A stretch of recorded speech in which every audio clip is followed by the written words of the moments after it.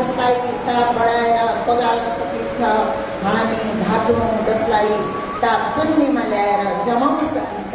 यन्त्रको सोचाइ अनुसार यन्त्रको योजना विभिन्न रूपहरूमा ढाल्न सकिन्छ अनि पसल पसलमा, खुद्रा र थोकमा, गल्ली र चोकमा किन्न सकिन्छ, बेच्न सकिन्छ। यन्त्रको गर्भमा परेपछि उसको इच्छापूर्वक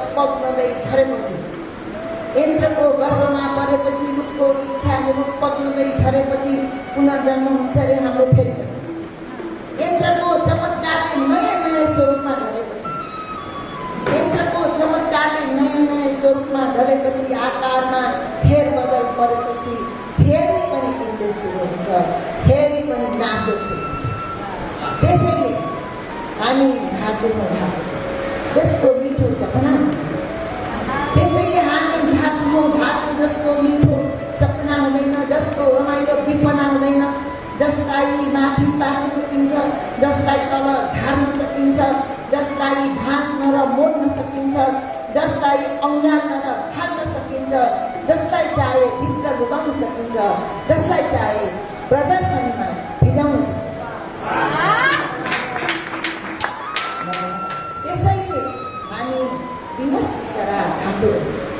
त्यसैले हामी विवश बिचरा धातुहरू, अर्काकै इच्छामा जन्नुपर्ने, अर्काकै इच्छामा पग्लिनुपर्ने, अर्काकै इच्छामा पत्रो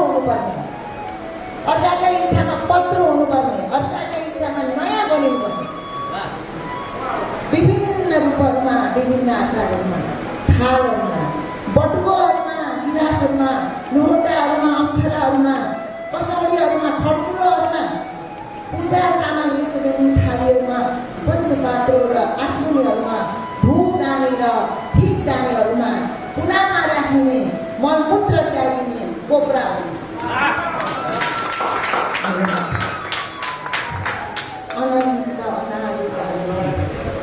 अनन्त अनादिकालदेखि युगौँदेखि उस्तौँदेखि हाम्रो परिभाषा यस्तै छ।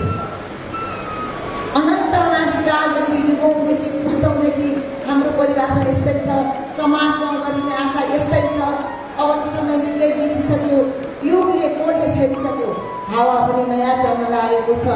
मनको मृत बस्तीमा जीवनको भोग जाग्न लागेको छ। आफ्नो वर्तमान र आफ्नो भविष्य, आफ्नो जीवन र आफ्नो उद्देश्य आफै सोच विचार गर्ने, आफै रोज्ने र आफै छाड्ने रहर बनाउँदै गएको छ। हात खुट्टै निराउनु गरी कसिएका डाँसाका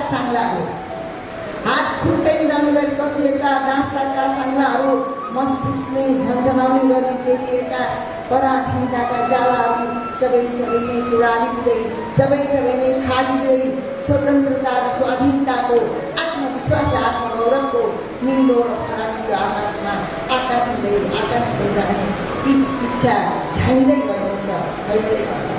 धन्यवाद।